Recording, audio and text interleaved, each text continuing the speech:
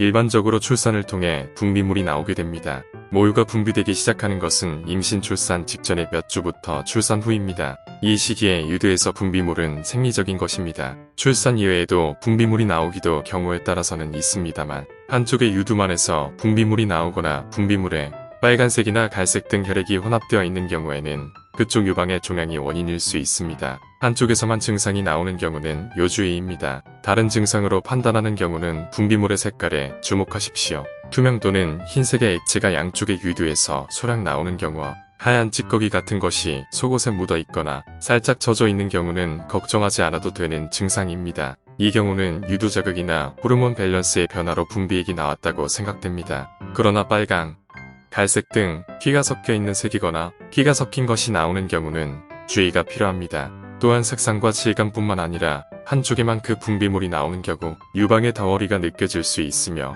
자극을 주지 않았는데 분비물이 나오는 경우에도 주의가 필요합니다. 이러한 증상이 있는 경우 유방암, 젖관내, 유두종, 유선증 같은 질병이 원인일 수 있습니다. 다음에서 각각의 증상에 대해 설명합니다. 질병 유방암, 유선 조직에 암이 발생한 상태입니다.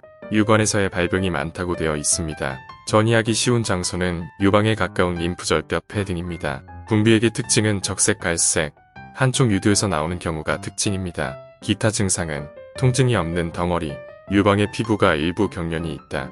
유두의 모양과 방향이 좌우로 바뀐다. 함몰 유두가 아니었는데 함몰 유두가 되었다. 유방암 발병 위험이 높은 사람은 여성 호르몬인 에스트로겐이 관여하는 것으로 간주합니다. 몸에 에스트로겐이 상태가 오래 있는 것이 유방암 발병의 원인이 됩니다. 따라서 젊은 층보다 40, 50대의 발병 확률이 높습니다. 에스트로겐을 포함 피임약을 사용하고 있다거나 폐경 후 호르몬 대체 요법을 받고 있다 등이 발생의 위험을 올립니다. 또한 추경이 빨랐다, 폐경이 긴 사람, 출산 경험이 없다, 수유하지 않는다 등의 에스트로겐을 장기간 체내에 발생하고 있는 상태도 발병 위험이 높습니다. 유전적 요인의 경우도 있습니다.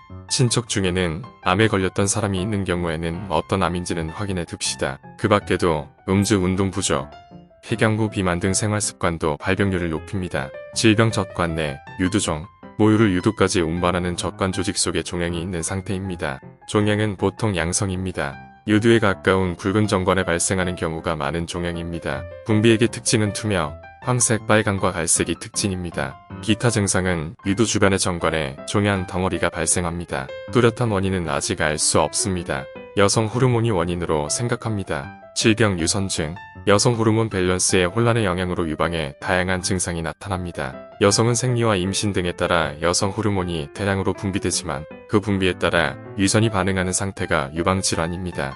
혹이 생길 수도 있습니다. 덩어리는 보통 양성입니다. 분비액의 특징은 투명, 유백색, 양측성인 경우가 많다. 기타 증상은 유방의 표면을 만지면 거칠다, 유방 통증, 유방 붓기, 유방 덩어리, 응어리가 아프다.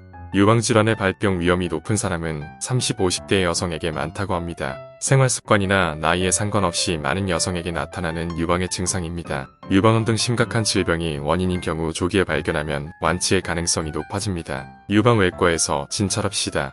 끝.